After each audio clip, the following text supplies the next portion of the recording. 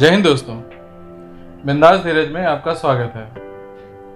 भारत सरकार और social media की लड़ाई बड़ी दिलचस्प मोड़ लेती जा रही है।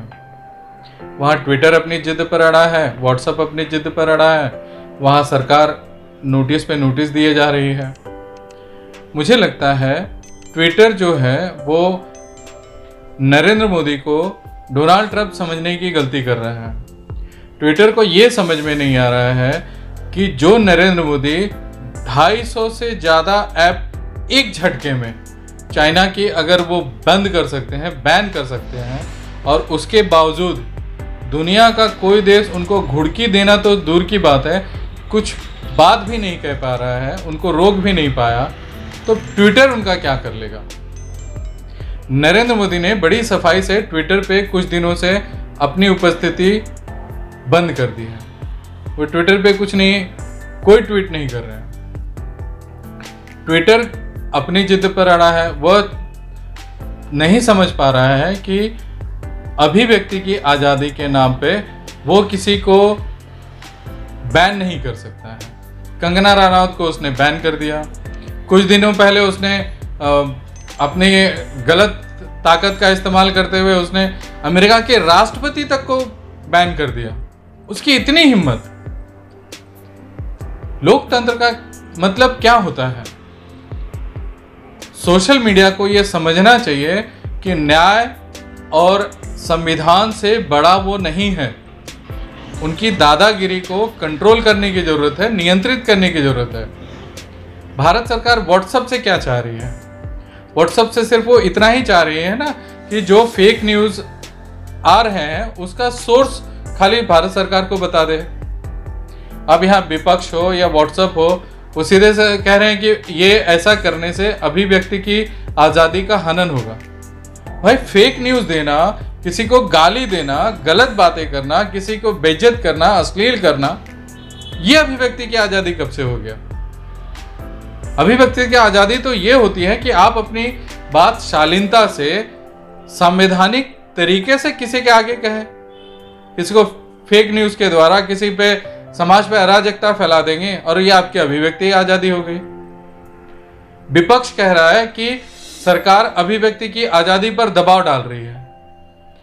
यही विपक्ष कुछ दिनों पहले कह रहा था कि भाजपा और संघ के लोग फेक न्यूज़ सोशल मीडिया पर डिस्ट्रीब्यूट करते हैं, फैलाते हैं। अरे भाई, जब संघ के लोग या भाजपा अगर फेक न्यूज़ फैलाती है तो उसकी मान लो ना, आ जाने दो उसको कटघरे के अंदर।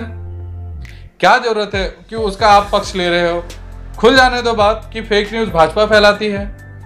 भाजपा भी तो यही चाह रही है, भारत सरकार भी तो यही चाह रहा है कि जो फेक न्यूज़ आ रहे हैं उसका सोर्स बता दे। भाजपा है तो भाजपा बदनाम होगी ना। फिर कांग्रेस या दूसरे विपक्ष इसका क्यों विरोध कर रहे हैं? क्यों? मतलब कुछ तो गड़बड़ है ना। यहां फेसबुक ने एक बड़ी चालाकी की, बड़ा होशियारी से उसने भारत सरकार के आगे शरणागत हो गया। उसने भारत सरकार की सभी शर्तों को मानते हुए अपने को उस नियम के अधीन लाने की रजामंदी दे दी। मगर दूसरी तरफ ट्विटर है, व्हाट्सएप है, वो अड़े हुए हैं। थोड़ा बहुत इंस्टाग्राम भी समझौते पे आ गया है। सोशल मीडिया को यह समझना चाहिए कि वह संवाद को, संप्रेषण को एक जगह से दूसरे तक पहुंचाने का सिर्फ माध्यम है। वो अपने आप में कानून नहीं है, अपने आप में संविधान नहीं है, अपने आप में देश भी नहीं है। हर देश के अपने अपने नियम है, अपने अपने कायदे कानून है, और उसे इनको मानना चाहिए, मानना ही पड़ेगा। भारत सरकार को भी चाहे कैसे भी करके सोशल मीडिया पर थोड़ा बहुत लगाम लगाने की ज़रूरत है, क्योंकि सोशल मीडिया आज अभिव्यक्ति के नाम पे दादागिरी कर रहा है। किसी को जब चाहे बैन कर दे रहा है, जब चाहे नीचे एक टैग लगा दे रहा है, जब चाहे किसी की पोस्ट अगर उसको पसंद नहीं आ रही तो डिलीट कर दे रहा है। क्या मतलब है? अभिव्यक्ति की आज़ादी का हनन तो सोशल मीडिया कर रहा है। बस सरकार उस पर लगाम लगाने की कोशिश कर रही है और लगाम की सख्त ज़रूरत है। मेन स्ट्रीम मीडिया में और भारत की जनता में कहीं एक कानाफूसी भी चल रही है कि भारत विरोधी ताकतें मोदी की राजनीतिक अस्तित्व को ख़त्म करना चाहती हैं, मोदी को नेस्तनाबूद करना चाहती हैं, मोदी को मार देना चाहती हैं। मगर मुझे नहीं लगता कि सोशल मीडिया के बहाने ऐसा कभी संभव है। मोदी अपने आप में बहुत बड़ी ताकत है। मोदी समर्थक और भारत की देश प्रेमी जनता ऐसा कभी नहीं करने देगी।